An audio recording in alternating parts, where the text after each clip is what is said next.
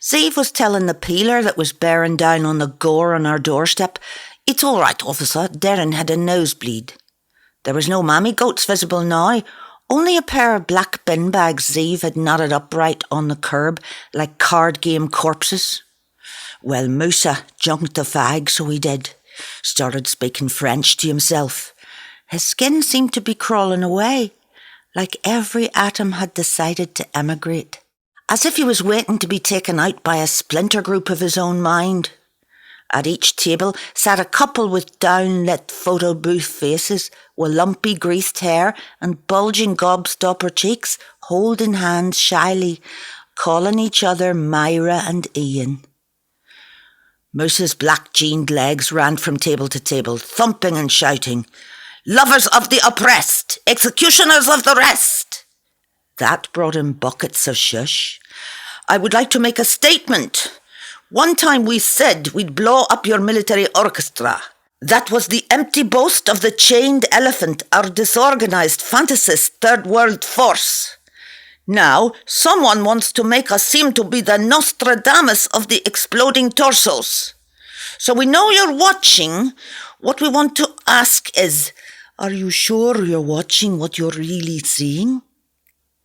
An aristo with a looking-like moustache was telling his pal across a table, who'd a small, trimmed beard and a gap between the front teeth, "I'm in love with you, Peter. Proper, mature, grown-up love. Our only program is to disrupt the anarchy of English life. We lament the chill statistics of lost lives. There is only one name for these people." "Heroes," supplied Fareed. Musa broke off.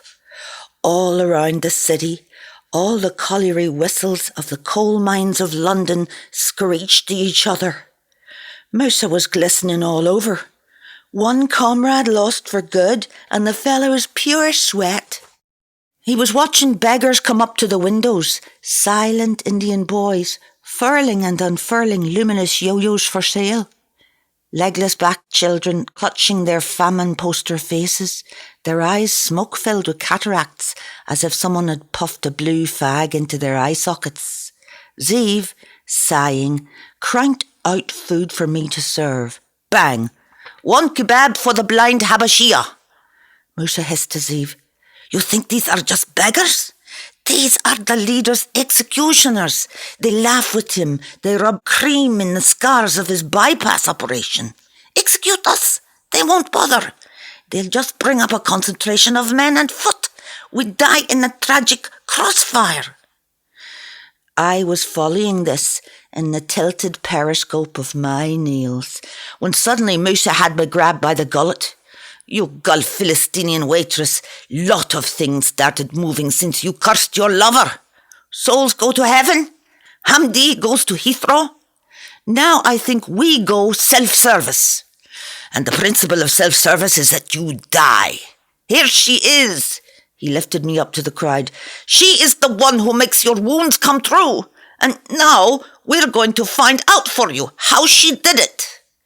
With a vicious lunge, the Arabs muscled me down onto the tin counter. Musa wrestled me, shouting, "It's all right, I'm a GP. Just pop up on the couch and pop off your top. I'll take your BP and you need a minor up." Strip search. The watcher bees caught the buzzword. "Yeah, you drips," I jeered. "If I pulp 100 people on their night out, the least I expect from you is a strip search. It's a war I'm fighting. It's a fucking war. See my body? I love it. See the way it soaks up damage, or the whole British Army, like a J-cloth." As they prized all the layers of clothes off me, the night shift started to sweat and groan. Clank, clank. 'Twas torture for them, sweating under all the heavy shifting. "You know the deepest slit in the world's Loch Ness? I'll give you concrete boots so you can fuck it." Then Fareed's fingers stopped dead on my bare stomach, the sudden navel braille. There followed the great shame that they call a delay. I could feel myself huge, with a crane being lowered into me, into the echoing circular silo, the echoing pipe, the dying shipyard, surrounded by hard hats. Farid turned to stare at Musa. You said what? When my hand's on a twat, I don't talk. But, ma fiché, she does not have one. Farid held up one empty hand in illustration of my anatomy. I've heard of a Manx cat, but a Manx twat? Musa held up his air-soaked fingers. You see, there was nothing up my skirt but equations. I thought of panzers in the great wheat plains towards Russia, tanks that could see no city to break themselves against. Wide open sky, the golden wheat battlefield like an aircraft carrier pitching in a vast ocean of corn. Cars started hooting outside. That is our boss's vice squad friend honking. Zeev changed the Fanta cylinder. Don't let your terror cell get closed down by a piece of non-pussy. Whack. One kebab for the legless Afghani with the flies on his eyes. Suddenly a new pair of hands slid into my clanking clothes and a familiar voice asked, You have the red pubic hair? Howls of joy, the tall Arabs pogoing under the neon. Hamdi was back. Never did I think I'd be glad to see dawn. And something in his olive fatigue made a pair of parched lips smack between my legs, growing a deathbed lust for him. Musa posed with his arms round Hamdi. I love him, ya Musa, I don't know why. Hamdi's smile had shrunk back off his teeth, his head circling like a dopey buzzard, and he was carrying a speculum filled up with olives. Wallah, Mozia, the best I went to give my blood for the hurt people who shoved many beautiful nurses that pricked my arm. And so I went from nurse to nurse saying, Fancy a pint, love? Well, last hospital, royal free, big nurse. She gave me the blood transfusion. No bus. Then I clocked his balls. They were now like decoy ducks.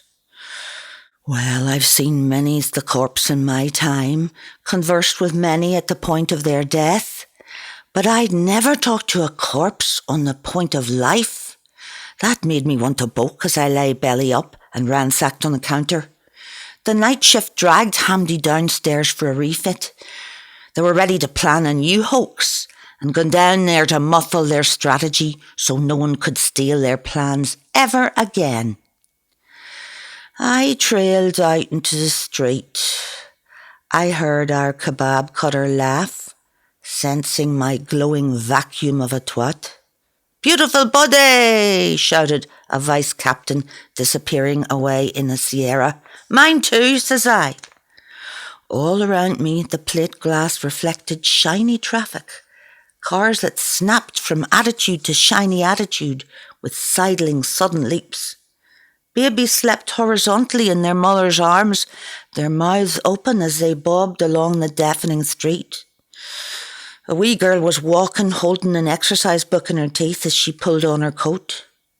Young TV presenters, with a flick on their foreheads, criss-crossed the road, walking backwards, saying confidentially to handheld cameras, Now, if you just follow me.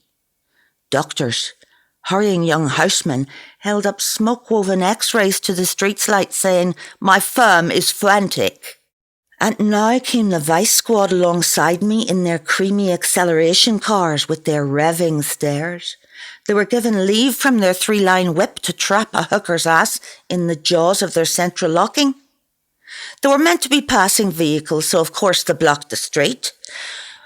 Their sudden, stabbing light display of hoardings above us were reflected in their roofs like glutinous frog-spawn walls of neat screens where the same manoeuvres repeated over and over.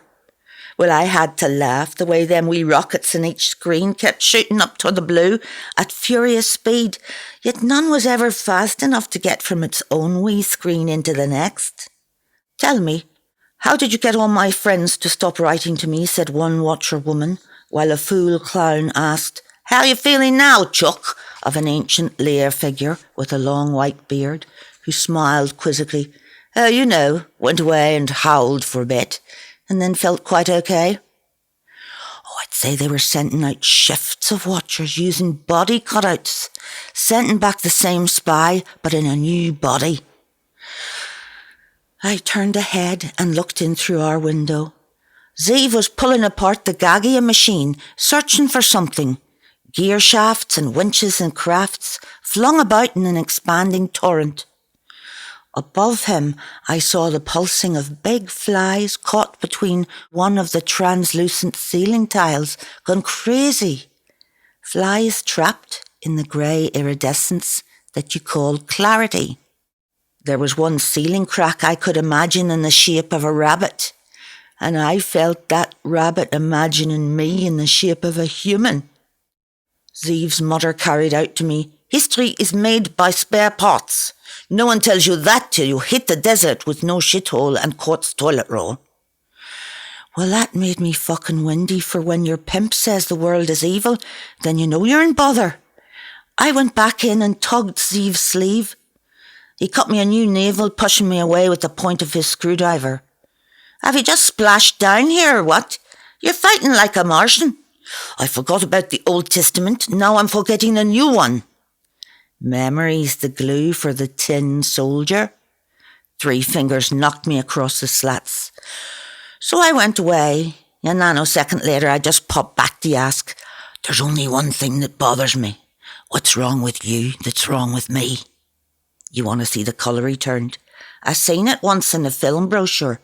Shot in bleach bypass colour. "Actually, we're not all born to suffer like you, my friend. Don't let me get to you. That would fucking terrify me." But he'd find what he was ransacking the Gagia for. It was a white business card printed, "Lean on the 20th century. Call a helpline. Special number for informers and consultants" was on the back. I felt the sound of a bullet dropping into a breech. Well, you know the tickle that comes when betrayal against you's afoot? From the looks back and forth between our black and white eyes, Zeev and I both learned the bloody truth from each other, that soon either I was going to or he was going to. How do you suck off God? You get down on your knees. "You're going to send me to the devil's buttlands. Don't tell our boss. He hates people talking of places he's never been.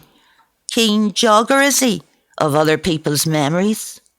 Now he knocked me down, sprawled across the counter, never touching that great dead soul in his flies, but his cold thumb boring down on my gullet. Caches were coming up in the lift so fast they dropped out like cowpats.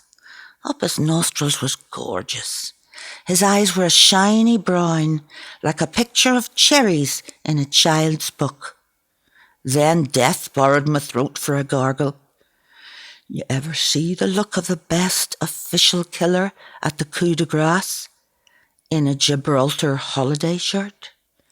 A wee gun wimp running sideways through the drizzle, gimlet eyes following the target with niggling brilliance, like some disgusting friend will fondle the tit of a woman while his mate is helplessly fucking her. I felt a cold, plunging shock of realisation. "You vivid bastard! You're going to save my life! Why? Because I once put my hand on you? Mercy! How could I beg for sex without fondling you? Mercy, save my death, boy, not my life. I want to be hit and stay dead. The flesh of that, the real flesh of death. Sex? I love her now, your woman. I'd French kiss her, then I'd try the Masonic handshake. Kill me. I'm not afraid of the next world. It's the next level. Life's my killer fanboy. It keeps coming after me." "You still lying there?" hooted Zeev, walking past with a broom for the lift. It was the lingering feel of his thumbprint on my gullet that had fooled me. You know the way a man's dick presses on your gullet? "You're talking to Genghis Khan? Don't let our boss see you thinking. He'll say you are stealing his obsession. Your problem, my friend, is that you are not my obsession. Nobody in this entire country is thinking about you. You know what it means when they write another senseless murder? It means nobody bothered to get the hate right. So beg yourself for mercy, because...